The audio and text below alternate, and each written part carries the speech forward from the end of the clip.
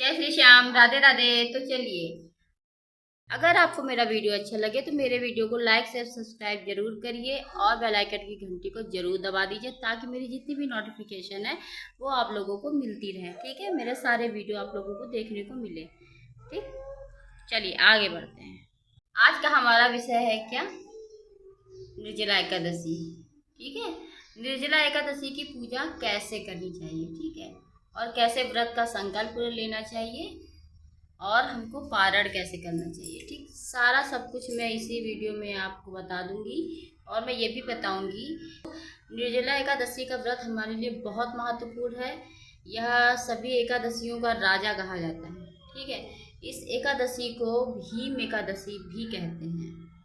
निर्जला एकादशी जो होती है ना, इसमें हमको बिना जल ग्रहण किए व्रत रहना पड़ता है, हमको जल ग्रहण नहीं करना पड़ता। ठीक ठीक है, तो जो निर्जला एकादशी होती है वह हमारे लिए बहुत महत्वपूर्ण होती है। अगर हम साल भर में किसी भी एकादशी का व्रत ना रखते हो और हम इस निर्जला एकादशी में व्रत रख लें तो समझ जाइए कि हमें सारी एकादशियों का जो पुण्य होता है ना, इस एकादशी में प्राप्त हो जाता है। ठीक है, समझ में आ गया एकादशी का व्रत हमारे लिए महत्वपूर्ण क्यों है।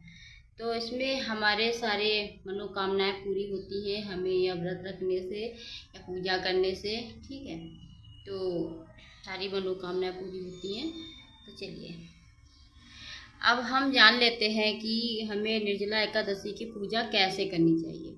निर्जला एकादशी की पूजा हमें कैसे करनी चाहिए, तो हम बता दें कि अगर हम निर्जला एकादशी का व्रत रख रहे हैं तो हमको एक दिन पहले, निर्जला एकादशी के एक दिन पहले शाम को रात में खाना पीना खाकर जल्दी सो जाना है। ठीक है, अगर हम जल्दी सो जाएंगे तो ही तो जल्दी उठेंगे ना, तो हमको सो जाना है। फिर सुबह ब्रह्म मुहूर्त में उठ करके क्या करना है, सबसे पहले अपने घर को पूरे को साफ करना है।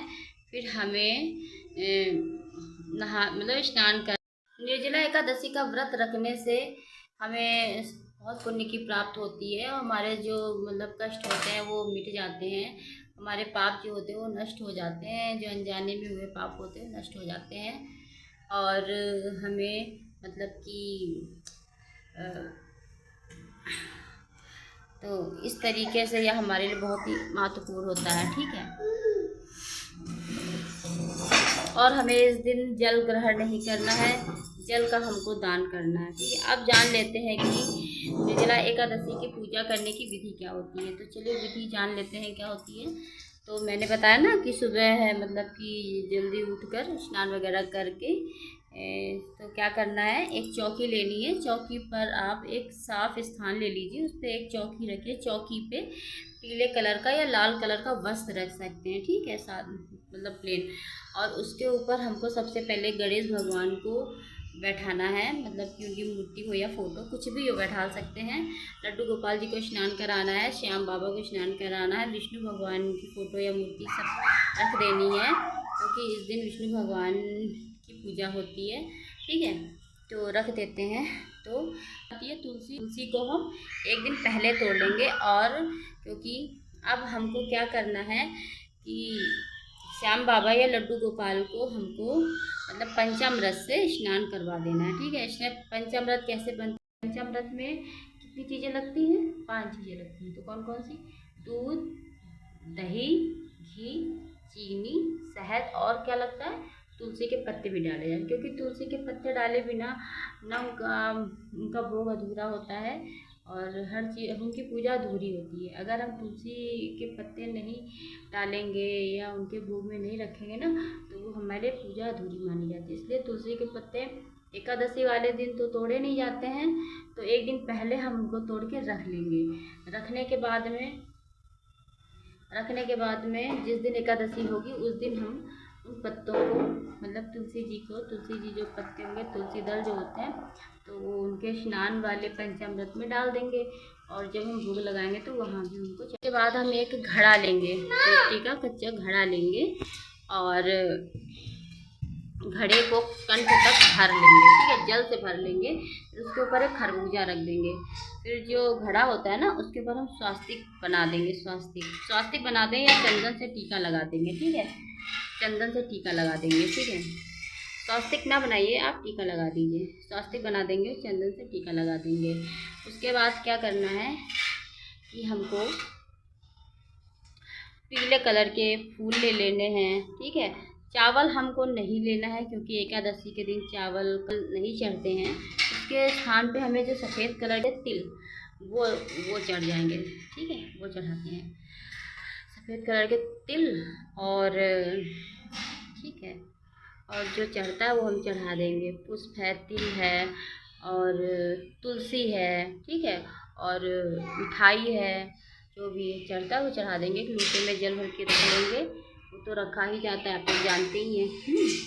और फिर उसके बाद में घी का दीपक जला देंगे, ठीक। और हम श्याम बाबा के भजन गाएंगे। भजन गाने से हमें व्रत की पुण्य की प्राप्ति बहुत होती है, ठीक है, बहुत होती है।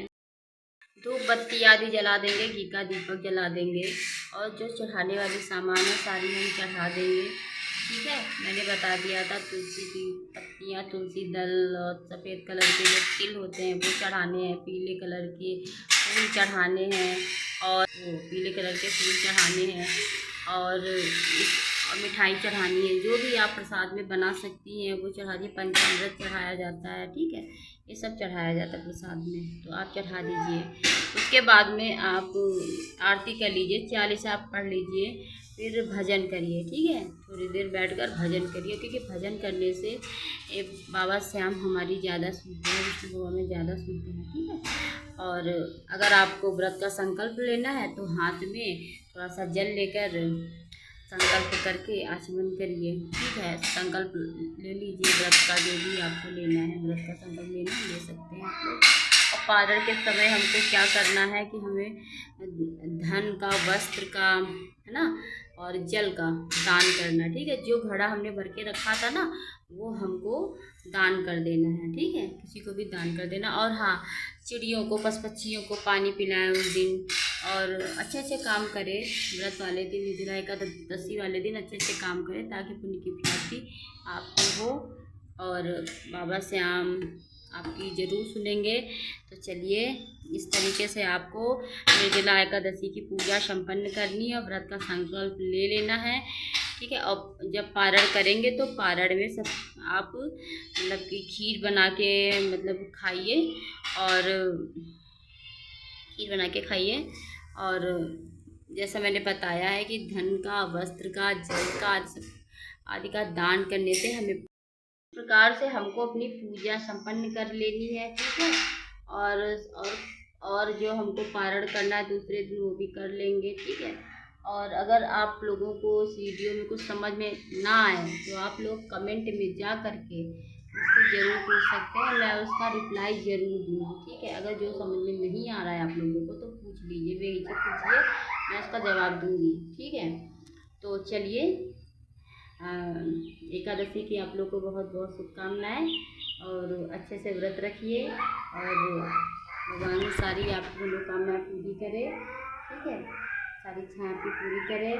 और चलिए, जय श्री श्याम, राधे राधे। तो कमेंट बॉक्स में जय श्री श्याम लिख दीजिए और इस वीडियो में आपको क्या अच्छा लगा, क्या नहीं अच्छा लगा वो भी लिख दीजिएगा, ठीक है। और समझ में ना आए वो भी पूछ लीजिएगा, मैं बेशक रिप्लाई दे दूँगी। जय श्री श्याम। मिलते हैं नेक्स्ट वीडियो में। जय श्री श्याम।